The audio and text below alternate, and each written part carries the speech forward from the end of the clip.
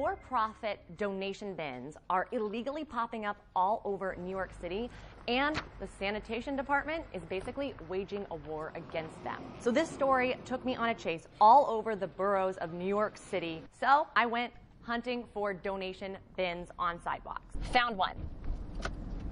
They kind of look like any other not-for-profit bin. They have names on them that would make you think that they were doing something good. Instead, these bins are actually collecting goods and then they're sending them over to Africa and China and selling them. So you're not giving to a local charity, you're giving basically so that someone else can make a profit. I spoke with Kathryn Garcia, the New York City Sanitation Commissioner. So in the city of New York, we used to tag, which is identify about 100 clothing bins a year.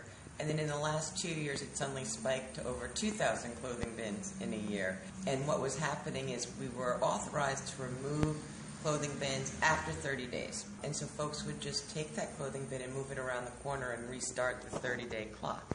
But around these bins, garbage is thrown around, and some people even break into the bins and take the stuff for themselves. Being fair, I wanted to get the company side. And on these bins, the company's phone number is either spray painted or placed on it so you can call. I called this bin company and I was actually surprised. Someone answered. They then did this like bait and switch. So at the end of the day, no one got back to me. Where's the harm if clothing is being taken in New York and given to people, even if it's being sold? I mean, it costs money to take clothing from New York City to get it to Africa. It's not like in most parts of Africa you can wake up in the morning and say, let's go to Walmart or Marshall's and get a cheap coat. So I guess I'm unclear on where the harm is, and I would think that the not-for-profit bins would have the same problem of people breaking in and stealing stuff. They're placed on sidewalks. They block traffic, so people can't get by. They don't have permits to be there. All right, so they're not following the rules. Bill, what do you think? I just have a hard time believing that the sanitation department in New York City's got nothing better to do. Now, I understand that things have to be licensed. There are rules. You have to keep them clean. But generally speaking, they're doing us a favor. You know, when they're taking clothes that are either in our homes, we don't know what to do with them, they're taking them and getting them to somebody who used them. Right. I wonder